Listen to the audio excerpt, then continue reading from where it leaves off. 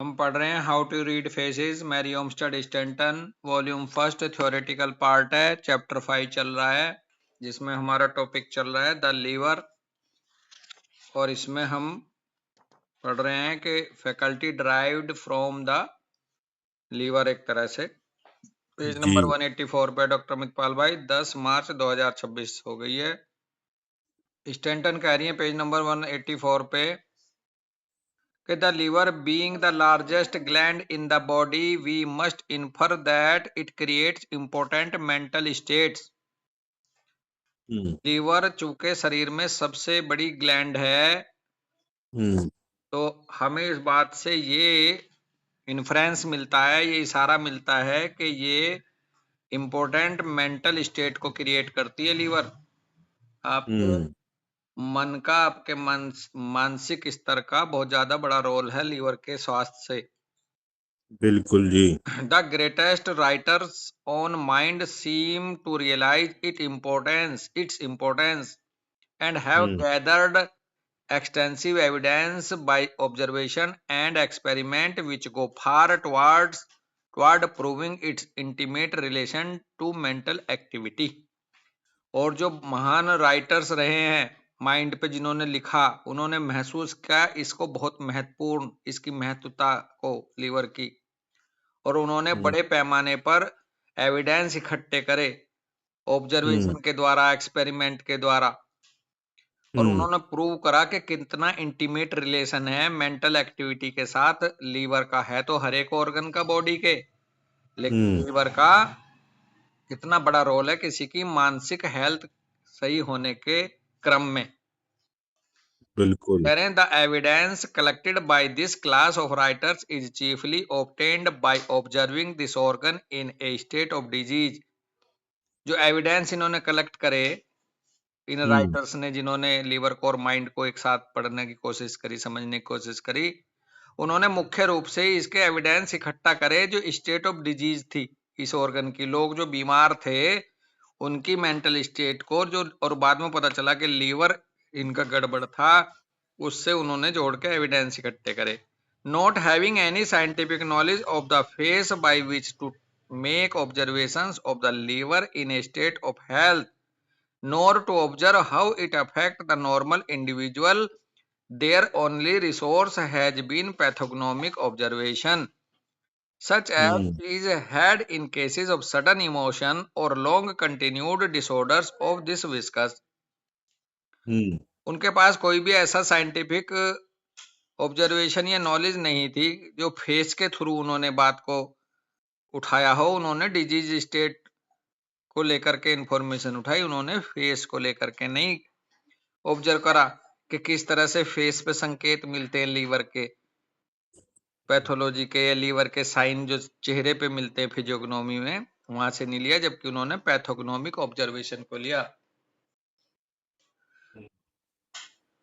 और कह रहे हैं पैथोग्नोमिक ऑब्जर्वेशन लिया, सच एज इज हैड के सडन इमोशन, जो कि सडन इमोशन की वजह से, ये long continued disorders of this viscous की वजह से जो चेहरे पे भी आते हैं, वहां से उन्होंने लिया एक तरह से। बात यह है कि चेहरे को नहीं तवज्जो दी ज्यादा, उन्होंने पैथोग्नोमिक स्टेट का ऑब्जर्वेशन ज्यादा लिया था।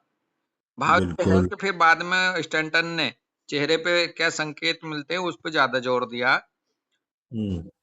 And until physicians and metaphysicians are acquainted thoroughly with the facts of scientific physiognomy, these methods alone will have to be employed in the study of those diseases of mind induced by disorders of the liver, or conversely, disease of the liver induced by injuries to the brain or brought on by violent emotion.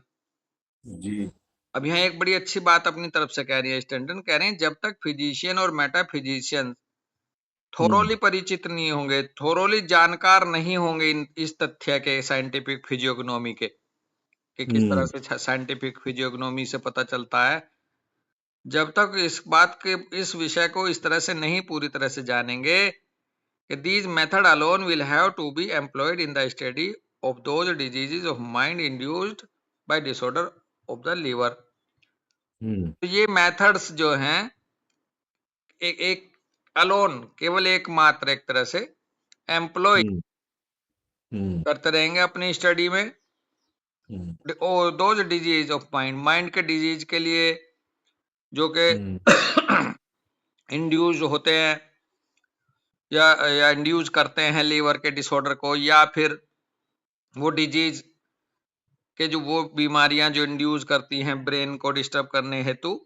Liver hmm. Brain को कैसे, अगर किसी को liver की पहले pathology आ गई तो उससे ब्रेन कैसे डिस्टर्ब होगा, और या किसी को ब्रेन लेवल पे कैसे वायलेंट इमोशंस आ गए कि जो सीधे जाके लीवर पे बैठेंगे। बिल्कुल। ये जो पहले ब्रेन पे साइकी ब्रेन पे आते हैं वायलेंट इमोशन, यही जीएनएम कहती है बिल्कुल। कि पहले ब्रेन पे आया हुआ कोई वायलेंट इमोशन कैसे लीवर को अफेक्ट करेगा, हम्म। वहां से जानकारी मिलेगी। या फिर किसी का लीवर डिस्टर्ब है तो उस इंसान में क्या क्या मेंटल फैकल्टी डिस्टर्ब है, वो इस बात का इशारा होगा कि लीवर बिल्कुल। से जुड़े हुए सिम्टम है ये। हम्म। और और आप हल्के। इसका विस्तार जीएनएम में इसलिए बहुत बड़ा मिला क्योंकि यहाँ तो लीवर की बात चल रही है। हम्म। वहां हर एक इमोशन, हर एक साइकी स्टिमुलेशन या हर एक कॉन्फ्लिक्ट का लेना देना किसी एक पर्टिकुलर ऑर्गन को डिस्टर्ब कर रहा। हम्म। आप अब जीएनएम से जुड़ के देख लो कि कल ही हम पढ़े थे कि जो गॉल ब्लैडर का ओवरफ्लोज है वो बिटरनेस ऑफ स्पिरिट है हाँ, अगर है गॉल ना। ब्लैडर की फंक्शनिंग हाइपर एक्टिव है किसी बंदे के अंदर, तो वो बंदा बिटरनेस का शिकार होगा। अगर आप गॉल ब्लैडर स्टोन का जीएनएम में कन्फ्लिक्ट देखोगे तो वो बोलता है कि इनडाइजेस्टेबल एंगर। हाँ, इनडाइजेस्टेबल एंगर, एंगर का मतलब अगर फिर और उसको समझोगे तो वो वही है कि जीवन में कड़वाहट चल रही है, कड़वाहट जीवन चल में रही है। रही है। बिल्कुल। तो इसलिए जीएनएम से काफी कुछ मैच करता है। हाँ, और मुझे मतलब तो ये समझ जीएनएम में में आया भी जीएनएम ने कि खोला इसको बड़े पैमाने पे, हैं जी। इस और क्या बात कह और रहे हैं आप? समझ में ये कि जहाँ पे जैसे लीवर से रिलेटेड कोई प्रॉब्लम है तो होपलेस जैसी रूब्रिक आप कंसीडर कर सकते हो। हाँ, ये तो होना ही है। अगर कहीं लीवर पैथोलॉजी है और हम ये जानते हैं कि इसकी फैकल्टी क्या होती है, तो होपलेस डाल दो। अगर हम्म। मैं पैंक्रियास को पढ़ रहा था, तो पैंक्रियास जो है स्वीटनेस इन लाइफ का रिप्रेजेंट करता है। हम्म। जीवन हम्म। में स्वीटनेस को बनाए रखने, मेंटेन रखने में मदद करता है हम्म। मेटामोरिफिकली। तो अगर किसी हम्म। बंदे के जीवन को इतना यार मिठास चला गया, जीवन का हार्मनी हम्म। नहीं है जीवन में, आपस में हम्म। मिठास कब आता है? जब आपस में तालमेल अच्छा होता है। हम्म। तो जब अगर इस तरह से लीवर, अगर पैंक्रियाज डिस्टर्ब है तो पैंक्रियाज का रूब्रिक लग जाएगा डिसहार्मनी विद रिलेटिव्स। लगाना चाहिए। मैंने भी कल एक केस गॉल ब्लैडर स्टोन का ले रहा था तो फिर मैंने कन्फ्लिक्ट देखे तो यही आ रहा था, तो मैंने डिस्पोजिशन में मतलब वो रूब्रिक लिया, फिर एक मैंने डाला बिटरनेस तो एमबी बिटर्ड करके हाँ, आया। एम्बिटर्ड, हाँ। तो मैंने वो फिर उठाया वहां पर और हाँ, वहां से फिर जो डिस्पोजिशन थे मैच कर दिया हाँ, तो तो मुझे। बिल्कुल हम रूब्रिक उठा सकते हैं दोस्त। अगर हम अगर ऑर्गन की साइकी जानेंगे कि ये ऑर्गन हम्म। होप होप होप को रिलेट करता है, इंटीग्रिटी को करता है, या हम्म। स्वीटनेस हार्मनी को रिप्रेजेंट करता है ये ऑर्गन, तो हम उस हम्म। ऑर्गन की पैथोलॉजी वाला मरीज अगर हमारे पास आ जाता है, तो भले ही चाहे वो बता रहा हो ना बता रहा हो अपने जीवन में इस हाँ। तरह का, लेकिन हम उस रूब्रिक को डाल देंगे डिसहार्मनी या होपलेसनेस, है ना भाई? डाल सकते हैं दोस्त। जी। मतलब ये एक तरीका है। अब उसे वहां पैथोलॉजी का मान के एक बार को ना डाले तो अलग बात है, क्योंकि हम्म। अगर मान लो किसी का लीवर डिस्टर्ब है और वो होपलेस भी है, तो ये तो कॉमन हो गया। हम्म। ऐसे इसको हम फिर और जी। आगे भी इस पे बात हो सकती है कि उसे हम पैथोगनोमिक सिम्टम मानेंगे होपलेसनेस को या नहीं मानेंगे। ये भी थोड़ा सा हमें सचेत रहना होगा कि कई बार हमारे अगर पैथोलॉजी में किसी ऑर्गन की डिस्टर्ब है, पैथोलॉजी फिजियोलॉजी, उसकी वजह से जो उसकी साइकी डिस्टर्ब है वो हमारे लिए कॉमन हो जाएगी अमित भाई। बिल्कुल बिल्कुल। तो वहां भी हमें ध्यान देना है। लेकिन है बहुत अच्छी पकड़। जी। हम फिर ये देख सकते हैं कि होपलेसनेस वगैरह डाल के लीवर के साथ उसमें वो जो ग्रुप ऑफ मेडिसिन आ रहा है, इसमें इसका डिस्पोजिशन कौन सी मेडिसिन से मैच कर रहा है, वो अलग बात है। बिल्कुल। वहां फिर हम अलग तरीके से जाएंगे। तो ये माइंड अच्छा। लेवल पे पैथोलॉजिकल सिम्टम हो सकते हैं अगर हम डायरेक्ट बात करें तो। जी।